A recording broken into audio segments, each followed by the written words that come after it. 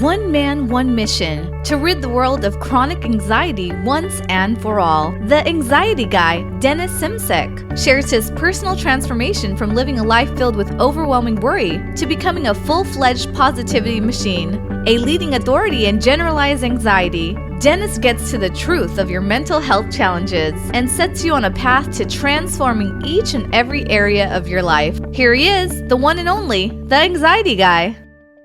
Hey guys, welcome to the Anxiety Guy podcast. I'm Dennis Simsek, and here with me I have Robin Olson, my fiance. Welcome, Robin. Thank you. And Robin was my support team for many years when I was struggling with health anxiety. And thank you so much for being with me and being a part of this show, Ben. Thanks. I like to call her Ben. Here. and I put together a number of questions on my phone there, and I wanted to ask those questions to Robin and kind of get a different point of view and kind of see what it's like for the support team, as far as the support team, where those people are coming from, what their perspective is like, and maybe educate some people so they can be a better support team for people suffering from anxiety. Yeah, I mean, I think not only do you get anxiety people reaching out to you, but you also get people who know of their friends and family who are suffering from anxiety and kind of what can you do to help, and that's a big thing to cover as well. It's huge. So before we get into it, guys, if you're watching this on YouTube, make sure to subscribe. If this is on iTunes and you're listening to the audio, make sure to download the episode, because then you can carry it wherever you want and listen to it a few times, and I'm sure you guys are going to get some good knowledge from this. As well, Facebook and Twitter under the Anxiety Guy. Make sure to follow there because we have a growing community there. So on with the show. Robin, when did you know that there was a problem with me? What was the moment? What was the moment in daily life? Saw something wrong? Yeah, I mean, it all kind of started slowly, but there were a lot of different signs. Like when you were to call me and you'd say, I'm at the hospital, I'm not feeling well. I felt like I was having a heart attack. That's really the first I ever heard of it. And my first reaction is thinking, oh my gosh, what's going on? Is he really sick? And kind of because I wasn't educated in anxiety myself. So when we pulled over to the side of the road and said that we couldn't go to BC, I thought, oh my gosh, but you were fine just a few minutes ago, so what's going on here? Mm-hmm. Or when we realized that you were at home and you couldn't work, then I realized that there was definitely more of a problem here. Mm-hmm. I actually remember that trip going to Kelowna, and that must have been a bit of a shocker for you. Because we were on our way to Kelowna and going to see Robin's sister, and next thing you know, we're on our way, we're on the road, and Dennis suffers this huge panic attack. And I remember it so vividly, where I thought I was dying, I could not breathe, everything got dizzy, and we cut the whole trip short. Actually, we didn't even go, and I spent the whole night at the emergency room, so I totally remember that. Yeah, and trying to explain that to my sister who's in Kelowna. Yeah. It's hard to explain, and when you don't even really know what's going on yourself. And then a little bit of frustration after when you realize that you, instead of saying this is what what was wrong with you, you did have a heart attack, they hand you a pamphlet that says you have anxiety, basically. And it's just, it's kind of frustrating, as well as also... Yeah. It's really tough to... There's a lot of fears and worry that go along with that. Yeah, and I think I remember I got to a point where I was, when we were living together and a few years went by, basically I think Robin was almost convinced that I had some kind of a serious problem, a serious illness that wasn't being found. Sure. Do you remember that? I think for sure. Because Dr. Google. Dr. Google, yeah, because when you go on Dr. Google, the worst result always comes up there, and I think I convinced you that I was very convincing. No, now that we can laugh at it now. I mean, it's no laughing matter, but as we look back, it kind of, if you look at it from another person's perspective, like your shadow. It's almost like it is slightly kind of comedic in a way, and not putting anybody down out there or anything like that, because I've been through hell and back. But sometimes we do have to kind of laugh at ourselves at some situations, and when we tend to do that, when we actually can find that piece of us, then I feel like recovery is inevitable, because it takes a lot of tension away, and it worked for me. So I mean, at the same time too, I was also really relieved that it was anxiety, because at least you aren't really dying. And when we had our son and you were not feeling well, I was just like, oh, he just needs to do what he needs to do and he will be back to us. It wasn't like you did have anything that you were like actually had a death sentence in a couple years or so. It was something that I knew that we could find the solution to. On to the number two, question number 2. Were there actual times, and you got to be honest, were there times that you wanted to throw in the towel and say, you know what, enough is enough, I have to start living my own life? Yeah, I remember being really calm in a lot of the situation. Now looking back, I'm thinking when our son was 3 months old and you were in the hospital for over a month, and it's just so strange to look back now even and think, how was I so calm and how was it just okay day to day? I don't remember freaking out too much, but then there were also days where I don't know. It was because our communication was broken down, and there were more days where you would like to be more quiet, and I just didn't understand. I thought it was something that was wrong with me, with us, there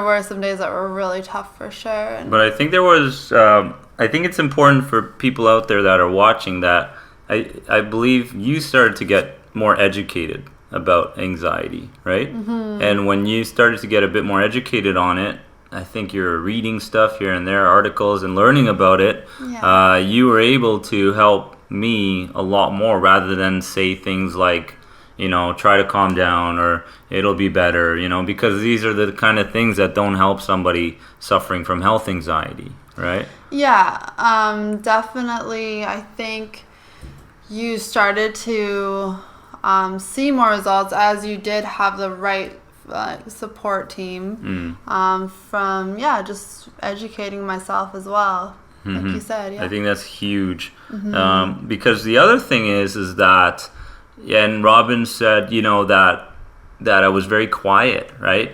And with health anxiety, you tend to really just keep track of what you're feeling all the time.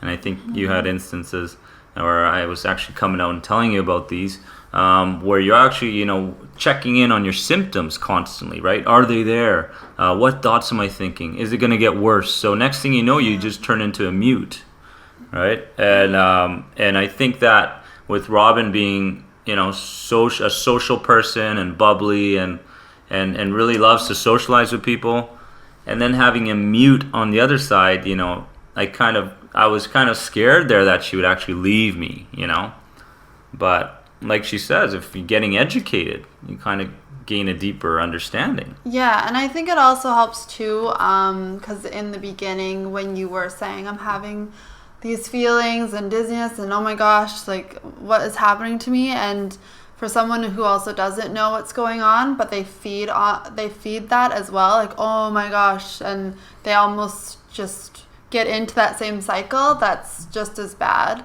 I know that there were some nights where you were like, this is what happening, this is happening. I thought, oh my gosh, like here is this, and take a little bit of this and have a hot bath for this, and then we were just both caught up in it, and it definitely made situations worse. But this question's not on here, but it just came to my head that I wanted to ask Robin, and I wanted to know, did you, there's a big difference between stress and anxiety, right? Daily stress, we deal with, work stress and certain situations which kind of come and go. Yeah. But I wanted to know if Robin ever felt, if she felt like her anxiety levels on a daily basis kind of went up after dealing with someone with health anxiety? Did you feel that same sense of calmness, or kind of were you more on edge as the relationship went on? Did you feel like I don't think that you rubbed off on me too much. It's possible that you just found a really calm person. Yeah, I think you're right. I mean, yeah, I could see it kind of getting to some people more than what I let for me, because I also knew that it was important to not only just take care of yourself, to take care of me and be there for you, and just try to, all negativity, just keep it positive and try to keep it.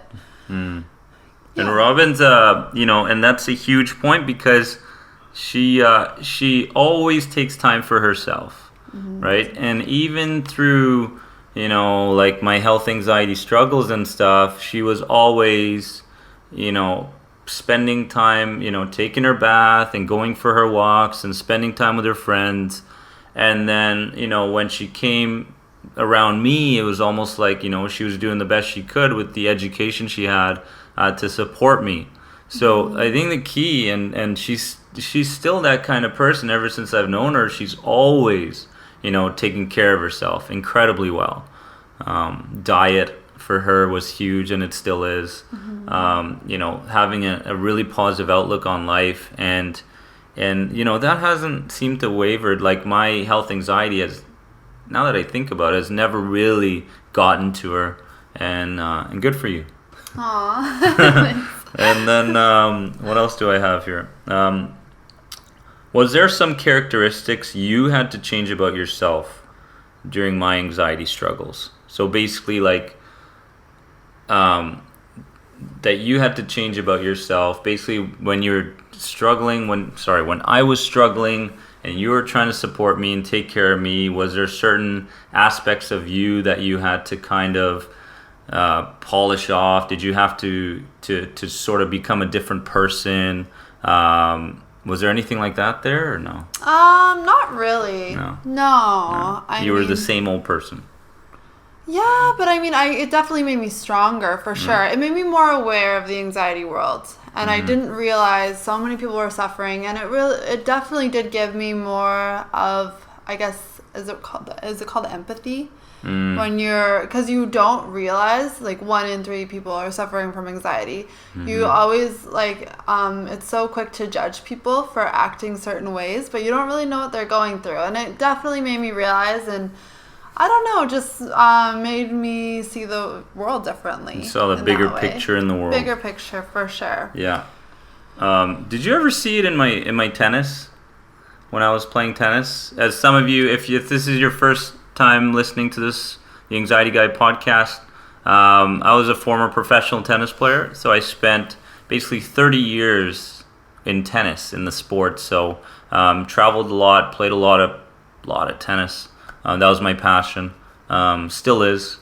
And when I was on the tennis court, when you saw other people competing, and then you saw me, was there a difference? Did you pick out anything where, like, I feel like he's, more anxious, or more anxious, point by point, anything like that, or no? It didn't really stick out. Well, it's tough to say, because I wasn't very active as a kid myself, so I didn't really know, like, never knew what went into training hard, because you were kind of way more competitive, and so I wasn't too sure what was normal and what was not normal. But I mean, I never felt too stressed ever watching you, and because you were always so calm before. That's a good point. Yeah. That's a really good point, because if you didn't notice anything in me, then, basically going through year after year and playing tennis as a junior and stuff, I think that I basically conditioned myself to handle those stressful situations when they popped up. So when the score, if anybody knows about tennis, when the score was, say, deuce and it was tied, basically whoever can think clearer in that moment, and whoever can go through those motions a bit looser and more relaxed, is basically going to have a better chance to win those points. So I think over the years in tennis, I was able to just kind of condition myself to get ready for those moments. Right? And kind of like if you're having a panic attack, or if you're if you have this lingering anxiety, this chronic anxiety, a lot of people don't really prepare themselves and kind of live in reaction, right? And since the mind is so, used to protecting us and our flight mechanism there, from back in the old days, basically living in reaction doesn't really work. And basically, that's really cool, because then I can really look at the tennis side of things and go, you know what, this is what I did for the tennis side, and really, people can see the kind of the connection and relate sometimes. Your best piece of advice for health anxiety supporters, the support team of somebody suffering from health anxiety, someone who's dealing with panic attacks, someone who's really on edge and really sensitized, so living in fear day to day. What do you think your biggest your most important advice would be for those people? Oh, that's so tough. That's a big one, because there's lots. Because there is a lot of things you need to do. There's obviously not that one solution that's going to help, which we were kind of always hoped there was, and everybody hopes there is. But as a supporter, I guess, what even helped you the most? What did you feel like? For me, what could I have done? For you, you already did the best thing, that you educated yourself. And in the beginning, because so many people out there are already thinking, I'm so tired of people telling me to calm down, telling me to learn to meditate, telling me to do yoga. You can't do yoga. You can't meditate, because you're on edge, and you just cannot do the same things that other people are doing. So the best thing that I think you did was that you just started to educate yourself and how to handle someone who's sensitized a bit better. Would you agree? Yeah, not to feed into it, feed into the emotions and make it more of a situation than it already is. And also maybe to give you your space that you need as well. I think that was really important. Right. But also just not to keep asking questions like, how are you feeling? How are you doing? Because then I feel like it would always start that again. So I guess almost by ignoring but being there for you, but you know what I mean? Yeah. Kind of that happy medium of just. Yeah. That's huge. I actually remember some of the times where you would always ask me, how are you feeling today? And you know what? In the morning, it would be like, I would be feeling really good. And then as soon as Robin would ask me how I'm feeling, right? Things would just kind of snowball in the wrong direction. And then you started to check into yourself, and then you got quiet. Exactly. Yeah, that's really big. That's huge. But also, I think a thing, what you shouldn't do is also try to act like there's absolutely nothing happening. Let's try to make him forget about by doing this and this and this, because you do have to work on that, and you do need your time to, get to the root of the problem. But you can't also just act like nothing is ever wrong. You know, find the medium. So yeah, it's that fine line. Find the middle. Because people are extremely sensitive, right? Sensitive to what people are saying, sensitive to what people are doing, the actions they take. And so that's huge, guys. That's huge. Were you ever worried that genetics, now we have a 6-year-old son, were you ever worried that genetics play a part in something like this, like an anxiety disorder? And in the end, the anxiety program, we mentioned the genetic factors and stuff in there. So were you ever worried that Hyatt, our 6-year-old son, would have the similar challenges? Yeah, it definitely crossed your mind. I think any parent would be a little bit worried and thinking, oh my gosh, because did you get this from your parents, and is it getting passed on? And because you just want to make sure that your kids are growing up to be happy and healthy. And so it definitely crossed my mind. I was researching, educating myself on that as well. But then I also realized it was a big pivoting moment where Hyatt, our son, he always clears his throat. And I initially thought, oh my gosh, that is such an anxious habit. We need to stop that. I started freaking out, like I lost my calmness for a bit, because then it was like, this is your little son, your little boy. And then he also started scratching his head, and I thought, oh my gosh, he is just so anxious. He needs to stop scratching his head. So why was he scratching his head? Because he had head lice. So he had head lice. So, it's just one of those things where you need to be calm and realize that, Conditioning. Yeah, you could even be making it worse by thinking those thoughts. And then Hyatt is even his first thought is, if you tell him you have that because he has anxiety, then it just makes it worse. Yeah. Okay. So conditioning plays a bigger factor than the genetics. Yes, okay. Absolutely. I mean, totally agreed. And this has gone over just a little bit. So just final words, Robin. What you want to tell the support team out there? Final words. I guess final words is just subscribe to the Anxiety Podcast. Anxiety Guy. If you need as well, you can also contact me for any, tell me what exactly you're going through, and I can give advice as much as possible. That's a good point, actually. www.anxietyexit.com. If you guys want to talk to Robin, if you're the part of the support team for somebody, by all means contact us through that website, through the contact area there. Facebook as well, under the Anxiety Guy. Robin's always checking that. And I think we'll stop it right there, and we'll head on to episode number 8. Every Monday we'll be making these episodes, guys, and maybe Robin will come back and say a few things to help us understand anxiety coming from the support group a little bit more. So thank you, Robin. I just want to say, give it a thumbs up if you like this video. On YouTube, if you're watching it on YouTube. Yes. Alrighty. Thank you guys for stopping by, and we'll see you very soon. Take care. Thank you.